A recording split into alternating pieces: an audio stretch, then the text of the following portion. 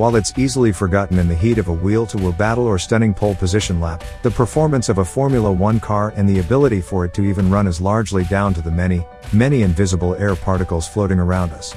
So what impact does high altitude have on an F1 car? Many of the F1 tracks that we visit are fairly close to sea level, and in Zandvoort's case very close, so the air density and altitude are pretty similar. But Mexico is an outlier.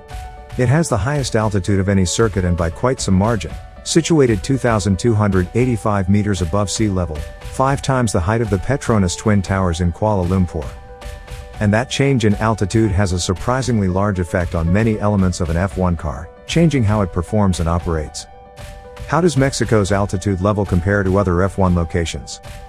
The Autodromo Hermanos Rodriguez is located to the southeast of Mexico City Center, with an ambient pressure of just 780 hectopascals. Normal sea level is around 1000 hectopascals, so it's roughly 20% less. Despite its high altitude, it is one of F1's flattest tracks with an elevation change from the lowest to highest point of just under 3 meters. This is partly because Mexico City sits in the Valley of Mexico on a former lake bed. When it comes to the highest altitudes of other F1 tracks, none come close. In fact, the Mexico City venue is located nearly 1,500 meters higher than the next circuit on the list, which is Interlagos, measuring in at 800 meters above sea level. So while the weather and temperatures experienced at the Mexico City Grand Prix aren't especially different to other race weekends, the atmospheric conditions are unique and provide teams with some rare challenges to tackle. Why does high altitude impact F1 cars? Altitude impacts everything F1 teams do, whether it's going for a run around Mexico City or a turbocharger pumping oxygen into the engine of a car. And it's all related to the amount of air particles and the density of the air at that specific height. The higher you are in the atmosphere, the thinner the air is. This is because air has weight, and so the closer you are to sea level, the more the air is being compressed downwards, meaning denser air and more air particles. At 2,285 meters above sea level, there is around 25% less air density compared to at sea level and therefore a quarter less oxygen. When you think about an F1 car, there are many crucial factors that ensure it operates correctly, 3 of which are aerodynamics, cooling and the power unit. These elements are greatly impacted by the amount of air available to them, and therefore, less air means differing performance. High altitude doesn't directly impact the racing itself, because everyone is impacted in the same way, and the long main straight and 2 DRS zones early in the lap do promote overtaking. However, different cars will be impacted by the effects of the altitude in different ways, some faring better and some faring worse, which can mix up the competitive order in Mexico. How does altitude affect the aerodynamics of a Formula One car? Because of the thin air, the drag of a Formula One car in Mexico City is much lower. There are fewer air particles for the car to move out of the way, so the car cuts through the air quicker and with less disruption. This is why the cars are so fast on the straights in Mexico, with a maximum speed higher than Monza, 350 km per hour, whilst running wings as big as the ones used in Monaco. However, fewer air particles also have the impact of less downforce being generated, as there is less air pushing the car into the ground. In fact, the downforce loss is around 25% in Mexico because of the altitude. As a result, the highest downforce specification, Monaco level of wing, is used, but this is generating the same level of downforce, or even slightly less, as the Monza wing because of the lack of air density. Aero grip is therefore pretty low in Mexico, but you can run a big wing without the penalty of drag, so top speeds are very high. What impact does this altitude level have on the power unit?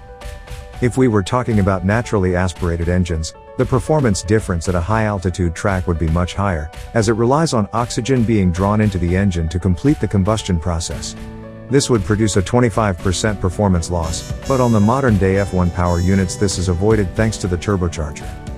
This is because the turbo spins at an incredibly high speed to pump more air into the engine, around 3 times more air, in normal altitude conditions.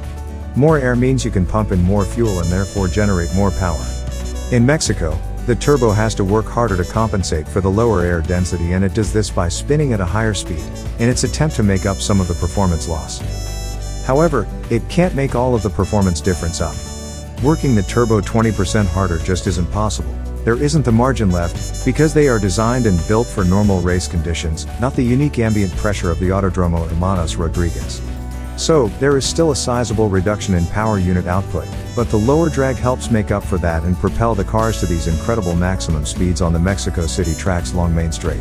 There is also less harvesting from the MGU-H in Mexico because less air into the engine means less power and less exhaust gases for the MGU-H to recover and turn into useful energy. Some manufacturers will fare better than others depending on the size of their turbo and the layout of their power unit system. Why is engine cooling impacted by high altitude? The way F1 cooling works is the cooler air particles pass through the cooling intakes, picking up the heat from the components before being dispersed out of the back of the car as hot air. A higher altitude means less air is passed through the radiators, air intakes and ducts, which results in less cooling, meaning the various elements of the car such as the power unit and brakes run hotter or require much larger ducts to get things sufficiently cooled down. Obviously, teams try and open up the car's cooling outlets as much as they can, increasing the size of the air intakes and ducts to bring more air particles in, but this also reduces the aerodynamic performance and increases the drag of the car, so a balance has to be found between the two. Cooling the car appropriately is probably the biggest challenge in Mexico. For the power unit, the lack of mass flow of air limits the cooling potential, which requires careful management to ensure reliability. And overheating brakes can lead to accelerated wear or glazing, where the surface is burnt off, turns shiny and therefore drops friction. Furthermore, the turbo spinning at higher speeds causes additional mechanical strain on the turbine and compressor elements. These are all delicate issues that teams have to consider, monitor and react to, which all add to the excitement and challenge of the Mexico City Grand Prix. The information for this video is courtesy of the Mercedes-AMG Petronas.